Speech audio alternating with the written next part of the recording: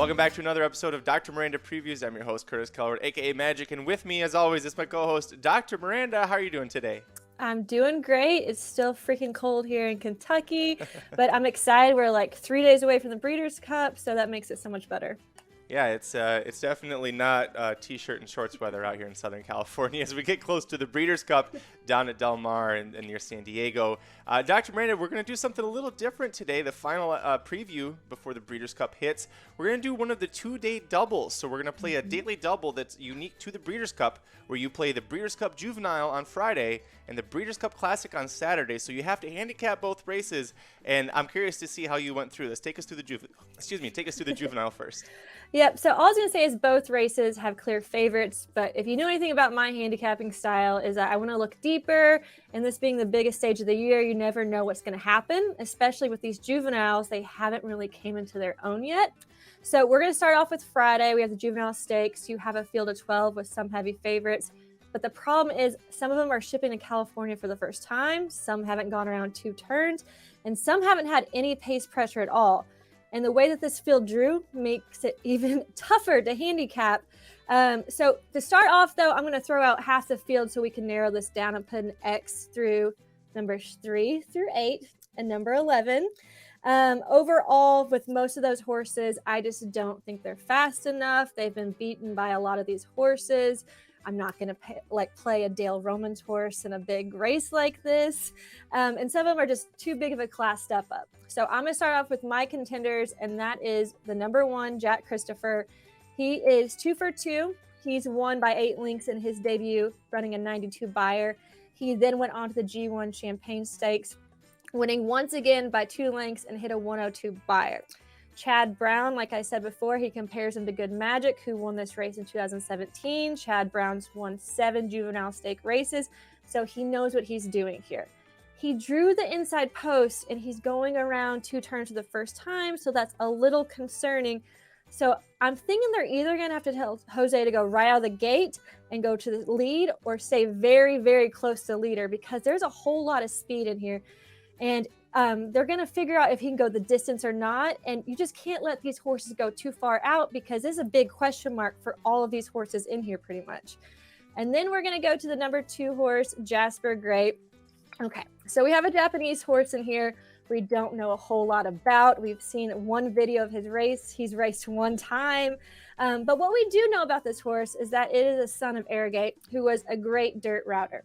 He won one of the richest races in the world with the Dubai World Cup and beat Gunrunner, and that's who everybody loves right now. All the horses coming from Gunrunner. He also won some races you may have heard of with the Travers, the Breeders' Cup Class, and the Pegasus World Cup. So, I mean, he's definitely bred to go this distance and to be pretty good at what he does. Now, the only information we have on this horse is that he broke his maiden very easily by 10 lengths and was handridden. Then today, November 2nd, I saw the tweet that he ran a 35-second 3 furlongs and then almost knocked the rider off. So I kind of like that about him. I think that he's ready to go. I think he's excited. Hopefully he'll run the right way around the track. But then we're going to go to the number 9.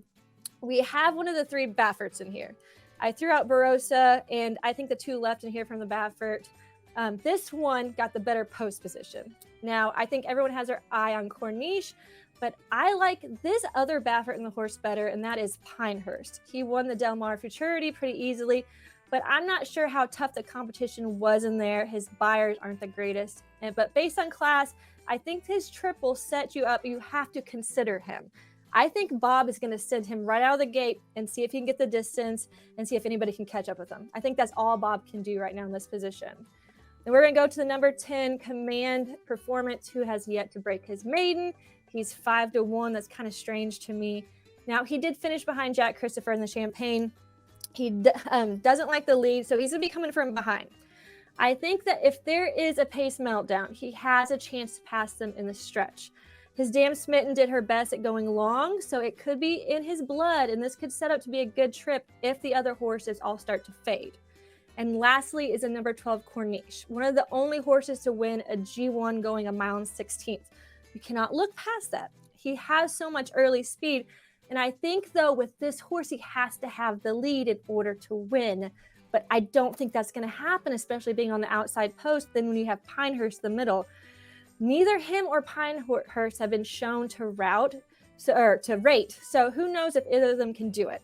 He has been loose on the lead in both starts. That's not going to happen this time. There's going to be a lot of horses near him.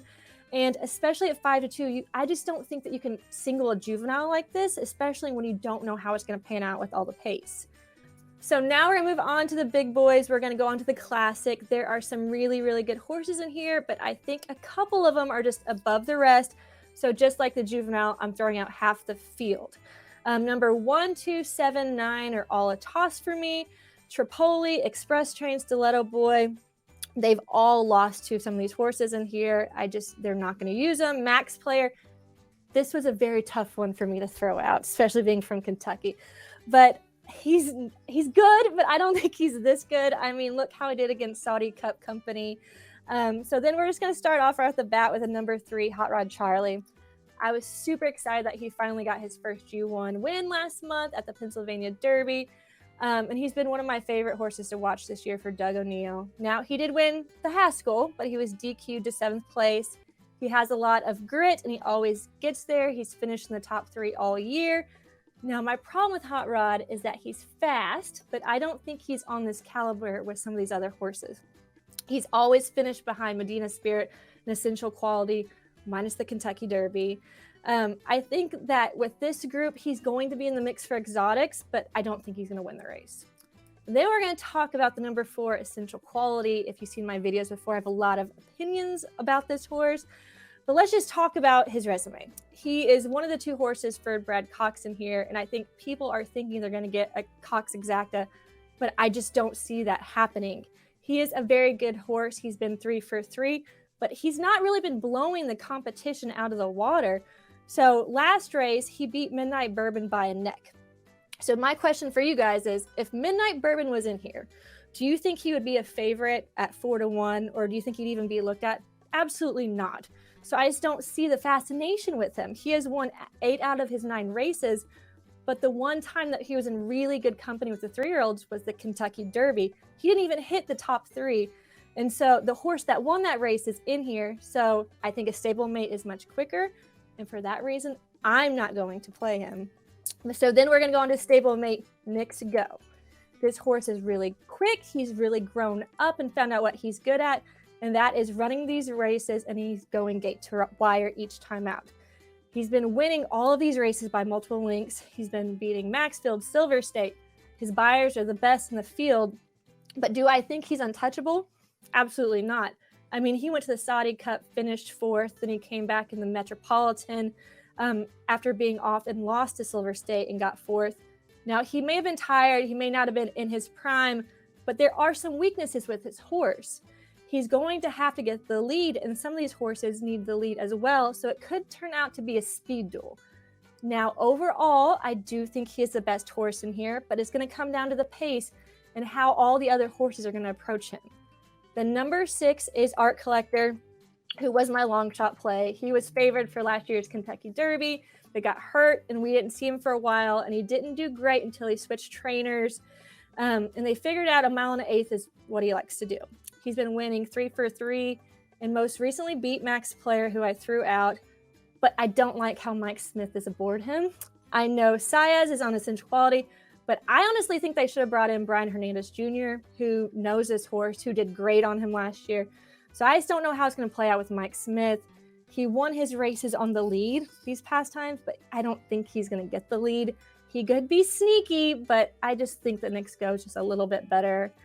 And lastly, we're going to go to Medina Spirit, who has a bad rap, just like Gamine.